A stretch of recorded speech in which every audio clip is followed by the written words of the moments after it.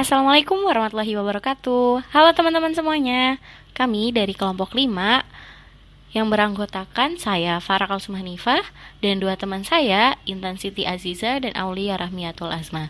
Di sini kami akan menyajikan hasil diskusi kami mengenai studi kasus tentang kasus The Sleepiness Epidemic. Yang pertama saya akan membacakan kasus yang berjudul The Sleepiness Epidemic.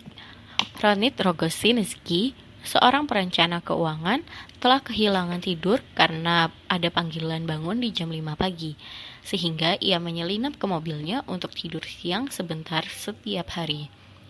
Ia tidak sendirian, terbukti dari komentar di Wall Street Oasis, yaitu situs web yang sering dikunjungi oleh bankir investasi yang menulis blog tentang kesusahan mereka.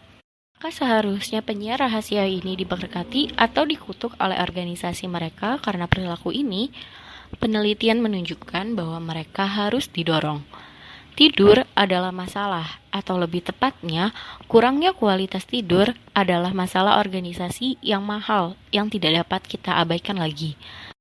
Kantuk merupakan istilah teknis yang mana dalam hal ini menunjukkan tekanan fisiologis, di mana sebenarnya untuk tidur, sehingga dapat menurunkan kinerja dan meningkatkan kecelakaan, cedera, dan perilaku tidak etis.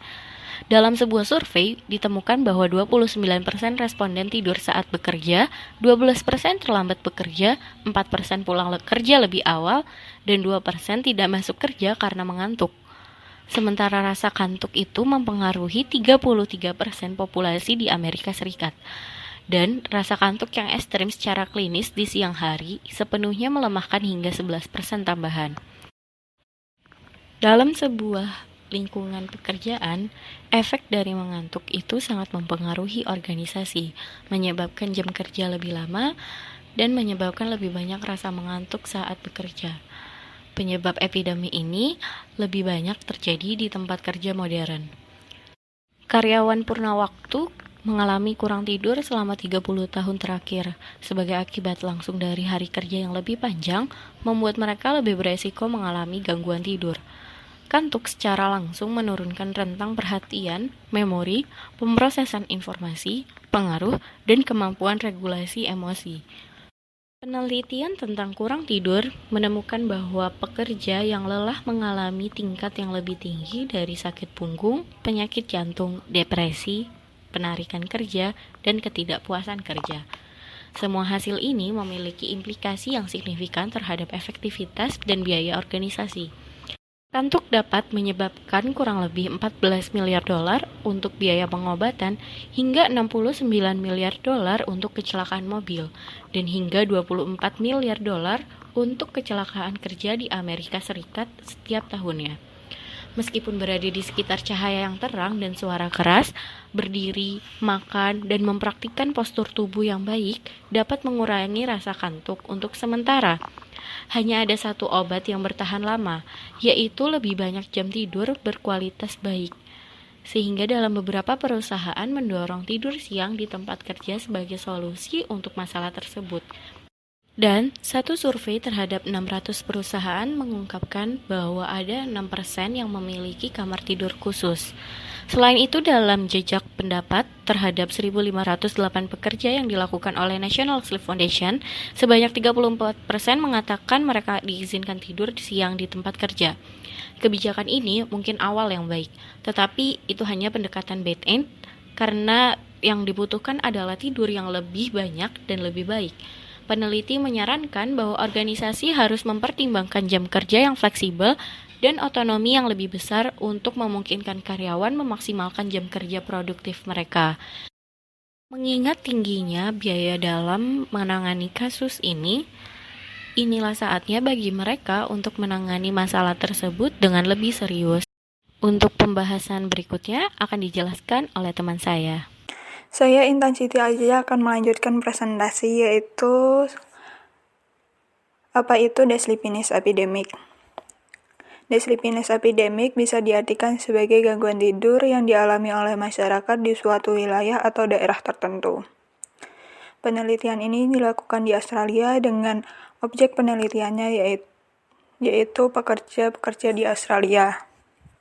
Dari penelitian tersebut menyebabkan menunjukkan bahwa 33% hingga 45% orang dewasa tidur dengan buruk.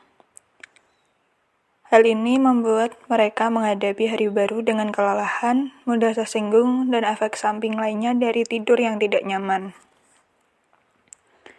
Next, slide selanjutnya yaitu akibat adanya the sleepiness epidemic.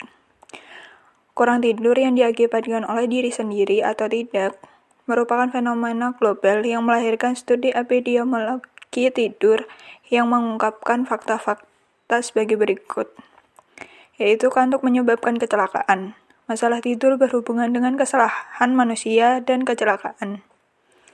Hampir 10 hingga 15% dari total kecelakaan kendaraan bermotor di dunia terjadi karena rasa kantuk dan kelelahan. Yang kedua yaitu kurangnya konsentrasi, lesu, sering ketiduran ketika sedang melakukan aktivitas dan berpengaruh terhadap mood. Yang ketiga yaitu kurang tidur mempengaruhi proses kognitif dengan mengganggu perhatian, kewaspadaan, konsentrasi, penalaran, dan pemecahan masalah. Hal ini menyebabkan hambatan serius untuk kemampuan belajar, juga menghambat proses menghafal dan mengingat. Yang keempat yaitu kurang tidur terus-menerus menyebabkan masalah kesehatan yang serius, yaitu seperti penyakit jantung, serangan jantung, gagal jantung, detak jantung tidak teratur, tekanan darah tinggi, diabetes, dan stroke. Yang terakhir yaitu gangguan tidur juga mempengaruhi dorongan seks. Pria dan wanita yang kurang tidur menunjukkan minat dan energi yang lebih rendah pada seks. Peningkatan kelelahan dan nyeri tubuh akibat kurang tidur adalah faktor penyebab utama. Para ahli mengatakan 17 jam keadaan terbangun konstan pada orang dewasa menyebabkan penurunan kinerja yang cukup besar.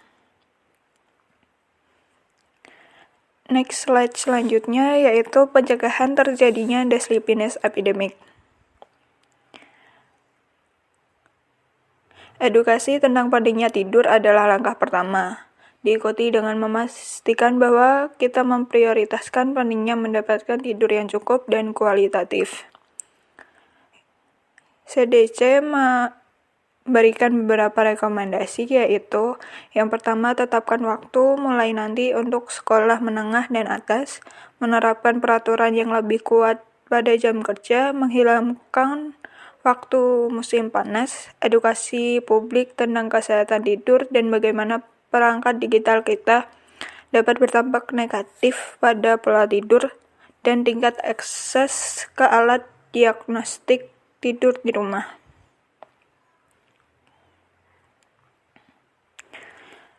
Next slide selanjutnya yaitu pengaruh the sleepiness epidemic dengan produktivitas organisasi. Kualitas tidur akan berpengaruh terhadap produktivitas kerja yang dilakukan. Tidur yang kurang akan menyebabkan berkurangnya konsentrasi terhadap apa yang sedang dilakukan dan berpotensi membuat lebih banyak kesalahan ketika menyampaikan sebuah pesan untuk seseorang atau bahkan di depan khalayak ramai. Kita bahkan akan kehilangan konsentrasi ketika sedang melakukan proyek di luar dan berakibat fatal bagi diri kita sendiri jika terjadi kecelakaan kerja. Sehingga penting untuk menjaga kualitas tidur agar dapat bekerja secara produktif. Sekian presentasi dari saya, akan dilanjutkan oleh teman saya. Selanjutnya saya akan menjelaskan tentang bagaimana cara mencegah di lingkup organisasi. Dalam hal ini dapat disimpulkan 3 cara untuk mencegah terjadinya sleepiness epidemic dalam lingkup organisasi, yaitu yang pertama, pembagian kerja harus dilakukan dengan adil dan merata. Ketidakseimbangan pembagian kerja akan menyebabkan seseorang itu merasa terlalu banyak atau terlalu sedikit dalam menerima pekerjaan dan tidak sesuai dalam bagiannya. Jika pembagian kerja ini terlalu banyak dan harus diselesaikan dalam waktu yang hampir bersamaan atau bahkan dalam waktu yang sama, akan membuat beban kerja yang tinggi dan mengharuskan seseorang tersebut menyelesaikannya dalam satu waktu dan bekerja lembur. Begitupun jika pembagian kerja terlalu sedikit, dapat menyebabkan seseorang menyepelekan sebuah pekerjaan yang diberikan kepadanya. Sehingga pekerjaan akan tertumpuk karena tidak dikerjakan, dan akibatnya terjadi kelalaian dalam mengerjakan pekerjaan dan hasilnya pun kurang memuaskan. Selanjutnya, perlu dilakukannya pengaturan dalam waktu pengerjaan di suatu pekerjaan agar tidak terjadi penumpukan di dalam satu waktu saja. Seperti yang telah dijelaskan sebelumnya, pembagian dan pengaturan waktu dalam pengumpulan tugas atau pengerjaan suatu pekerjaan harus lebih diperhatikan agar tidak terjadi kelalaian atau kesalahan dalam mengerjakan pekerjaan tersebut sehingga hasilnya dapat lebih maksimal atau dapat memuaskan. Apabila hal tersebut tidak dilakukan, akan terjadi penyakit atau kebiasaan dalam organisasi yang menyebabkan karyawan lebih mudah merasa ngantuk atau bosan akibat pekerjaan yang tertumpuk atau kurangnya pekerjaan, sehingga menyebabkan atau dapat menimbulkan kasus seperti sleepiness epidemic. Jika permasalahan gangguan tidur ini sering terjadi di suatu negara, pemerintah harus lebih sigap untuk menghadapi fenomena ini. Perhatian pemerintah harus lebih ditingkatkan terhadap kasus sleepiness epidemic sebelum menjangkit ke negaranya, dan dapat membantu dalam penanggulangan supaya tidak terlalu besar dampaknya. Seperti dengan adanya regulasi dari pemerintah yang dapat mengatur organisasi atau perusahaan agar tidak terlalu menuntut pekerjanya untuk overworking atau bekerja yang secara berlebihan. Maka dari itu, perlu adanya campur tangan pemerintah untuk lebih memperhatikan fenomena yang berkembang di negara lain agar dapat mengambil tindakan preventif untuk negaranya. Selanjutnya akan dijelaskan oleh teman saya. Ya, jadi saya akan melanjutkan presentasi dari teman saya tadi, yaitu tentang menangani stres yang mengakibatkan kurangnya tidur. Timbulnya stres dalam suatu pekerjaan dapat dicegah dan dapat dihadapi tanpa memperoleh dampak yang negatif. Pada tingkat stres tertentu, akan memberikan akibat positif, akan dapat mendesak mereka untuk melakukan tugas lebih baik. Tetapi, pada tingkat stres yang tinggi atau ringan yang berkepanjangan akan membuat menurunnya kinerja karyawan. Maka dari itu, manajer mungkin akan berpikir untuk memberikan tugas yang menyebabkan stres ringan bagi karyawan untuk memberikan suatu dorongan bagi karyawan. Namun, di sisi lain karyawan akan merasa tertekan akibat tugas tersebut. Seseorang yang sedang mengalami stres dan memiliki suatu pekerjaan yang belum selesai akan berakibat pada berkurangnya waktu tidur orang tersebut. Oleh karena itu, supaya tidak terlalu larut dengan stres, seseorang membutuhkan motivasi. Motivasi dibutuhkan seseorang agar dapat menumbuhkan rasa semangat dalam dirinya. Motivasi ini jelas sangat dibutuhkan oleh semua kalangan, tidak hanya yang sedang bekerja saja. Motivasi dapat diartikan sebagai sebuah proses yang menjelaskan mengenai kekuatan dan ketekunan dalam usaha untuk mencapai tujuan. Tentunya, dalam sebuah organisasi, terdapat orang yang mempunyai motivasi tinggi untuk menyelesaikan pekerjaannya, dan ada pula yang hanya sekadar mengerjakan pekerjaannya tanpa memiliki motivasi. Dalam proses output, pekerjaannya tentu bisa dibedakan bagaimana hasil pekerjaan orang yang memiliki motivasi dengan orang yang tidak memiliki motivasi. Motivasi sangat erat dengan hubungannya kekuatan dan ketekunan seseorang. Maka, hasil pekerjaan orang yang memiliki motivasi lebih bagus dibanding dengan orang yang tidak memiliki motivasi. Kekuatan yang diperlukan bukan hanya kekuatan fisik, namun juga kekuatan emosi yang dibutuhkan agar tidak mudah mengalami stres. Adanya perilaku kreatif dan inovatif, suka bekerja, serta memiliki penuh tanggung jawab dan rasa ingin tahu juga bisa mendorong motivasi seseorang. Selanjutnya akan saya kembalikan kepada moderator. Selanjutnya saya akan membacakan kesimpulan dari presentasi yang sudah kami jelaskan sebelumnya. Dari pembahasan yang sudah dipaparkan, Penelitian yang dilakukan oleh Sleep Health Foundation tentang fenomena The Sleepiness Epidemic yang ada di Australia dapat dijadikan pelajaran bagi negara lain. Sleepiness Epidemic ini merupakan fenomena gangguan tidur yang terjadi di suatu wilayah atau daerah. Gangguan tidur ini menyebabkan seseorang tidak dapat fokus terhadap apa yang sedang dikerjakannya. Mayoritas masyarakat Australia diklaim bahwa mereka mengalami gangguan tidur ini dan menyebabkan menurunnya kualitas produktivitas negaranya. Tidur merupakan cara manusia untuk mengistirahatkan dan menstimulus organ-organ agar dapat bekerja secara maksimal. Pada jurnal Sleep Health Foundation juga menyebutkan akibat dari adanya gangguan tidur, misalnya seperti kurangnya konsentrasi yang mengakibatkan kualitas kerja menurun, dan sering terjadi kecelakaan kerja maupun kecelakaan lainnya ketika kita melakukan kegiatan sehari-hari, misalnya kecelakaan saat berkendara. Kurangnya tidur juga dapat mengakibatkan timbulnya penyakit klinis, perubahan mood, dan memengaruhi proses kognitif seseorang.